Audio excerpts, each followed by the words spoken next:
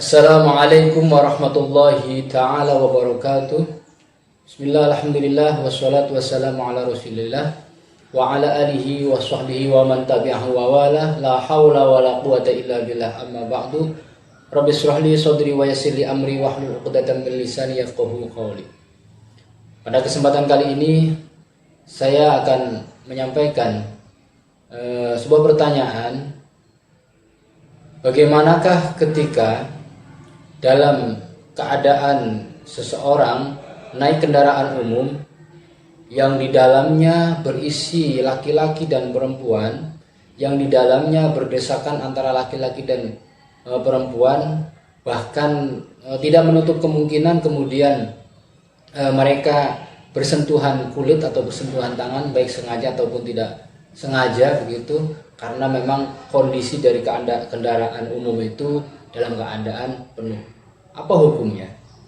Kemudian yang kedua, pertanyaan yang kedua, bagaimana ketika dalam satu kendaraan umum di situ hanya ada supir yang notabene laki-laki, kemudian perempuan penumpangnya itu adalah hanya satu, yaitu perempuan.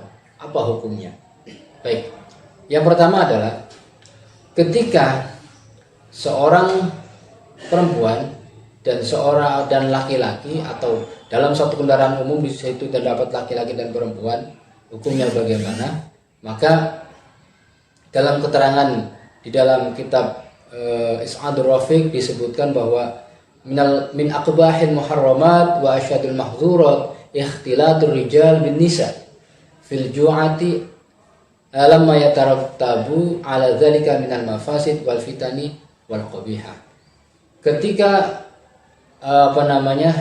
dalam satu kendaraan kemudian di dalamnya terdapat penumpang laki-laki maupun penumpang perempuan, dan itu memang tidak bisa dipungkiri, maka hukumnya tidak apa-apa atau tidak masalah selagi tidak dapat menimbulkan dampak yang negatif, tidak dapat menimbulkan fitnah. Kalau bisa menimbulkan fitnah, maka ya lebih baik dihindari.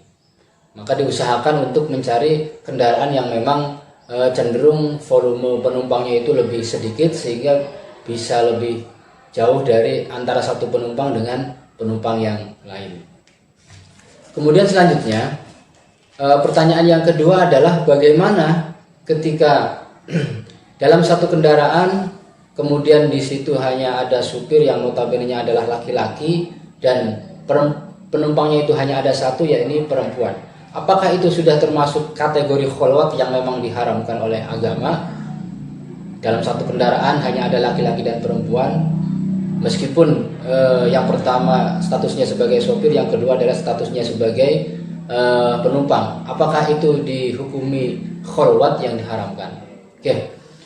Dalam ibarat kitab di Bughyatul Mustarsyidin halaman 200 disebutkan adalah perumpamaannya adalah begini.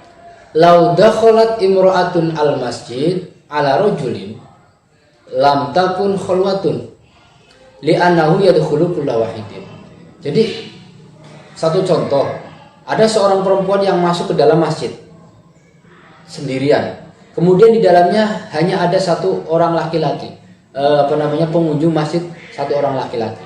Berarti kalau dilihat sepintas, maka di dalam masjid itu hanya ada laki-laki dan perempuan, satu orang laki-laki dan satu orang perempuan yang mereka ajnabiyah, yang mereka bukan mahram.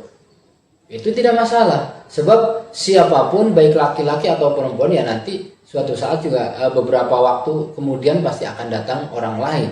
Jadi tidak mungkin kemudian dalam kasus ini ada laki-laki satu orang, perempuan satu orang dalam satu masjid, ini dihukumi kholwat, ini tidak.